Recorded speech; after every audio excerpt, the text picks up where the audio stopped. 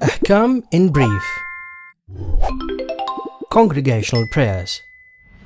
Congregational prayers is one of the symbols of Islam and Muslims. It is narrated that if the members of a congregational prayers exceeds 10, no one except Allah subhanahu wa ta'ala would be able to count the reward of their prayers. In this video, we will talk about the rules related to the congregational prayers. Congregational prayers can easily be conducted by a group of people. The main criteria is that the leader or the imam should have some characteristics for others to pray behind him. So what are these characteristics? First, he should be at the age of puberty, sane and Shia. Secondly, his prayers should be correct according to the follower's jurist. Thirdly, his Arabic recitation of Al-Fatiha and the Surah of the Quran should be accurate. Fourth, he should be adil or just. This means he should follow the Islamic rules and refrain from sinful acts. Praying behind a person whom you are not sure whether he's just or not is not allowed. Fifth, he should also be of legitimate birth and not have been convicted or punished by Islamic laws. Some jurists stipulate that the part of sajda of the imam's body should not be amputated. And finally, men cannot pray behind a lady. And a person who offers prayer standing cannot follow an imam who offers his prayers while sitting. How can one become assured that the imam of congregational prayer is just or adil? This can be proven by personal acquaintance with the imam and to know that he performs all his religious duties and refrains from all forbidden acts according to the Islamic laws.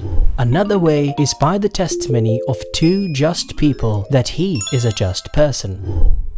And finally, it can be proven by the widespread news amongst people which makes one assured that this person is just. To hold congregational prayers, these guidelines should be followed.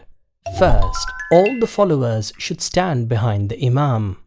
Second, there should not be a gap between the followers of more than the biggest possible human footstep.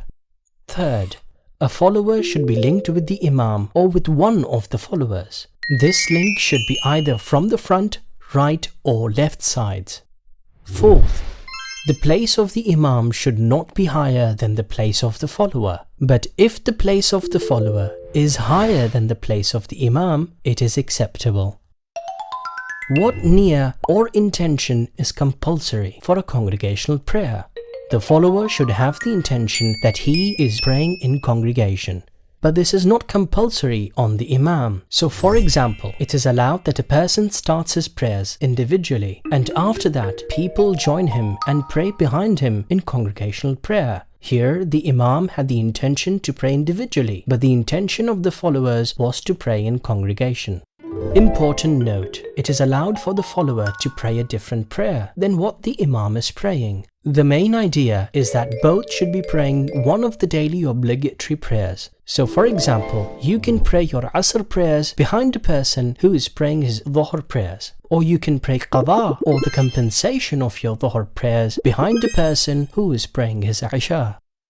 So, how congregational prayer is performed? Once the imam commences his prayers, all followers can begin their prayers.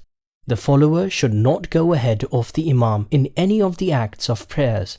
So he has to bow, prostrate and stand up following the imam. But in recitations, the follower is allowed to go ahead of the imam. Note that following the imam is compulsory and the prayer might be void if one deliberately goes ahead or delays his actions. The follower has to perform all acts and recitations of the prayers. The only exception is reciting Al-Fatiha and the second surah, and this is only if he joins the congregation from its beginning. Now, a question. What if one arrives late and the congregational prayers has already started? What can he do? The rules of joining a congregational prayers has a lot of detail. We will try to give some general guidelines that will help you. We advise you to review and practice the rules with an expert. The first guideline. If a person arrives late, he can join the congregational prayers. If the Imam is standing or bowing in ruku, he can commence his prayers and join them from where they are.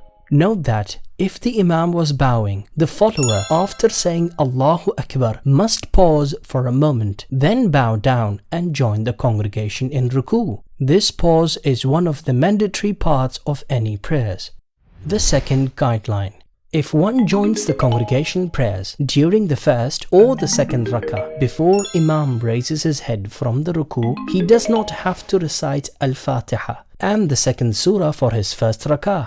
He should say Allahu Akbar, pause for a bit and go straight to ruku. The third guideline.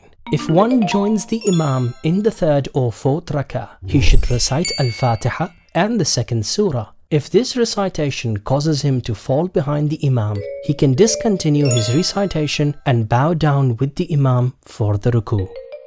Important note, if before starting his prayers, one knows that he will not be able to finish the recitation of Al-Fatiha, he must wait until Imam bows down for ruku and then start his prayers. The fourth guideline. If the Imam reached tashahhud and the new follower is not at the state of tashahhud, he has to wait by taking a ready-to-stand position and wait till Imam stands up. He then can join the congregation at that point.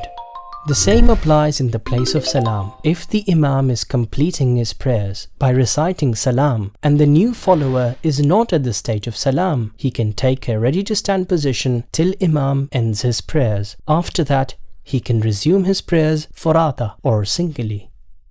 Finally, the ladies' congregational prayers rules. A woman can lead the prayer for other women, but she must stand in the same row along with other followers and she should not stand ahead of them.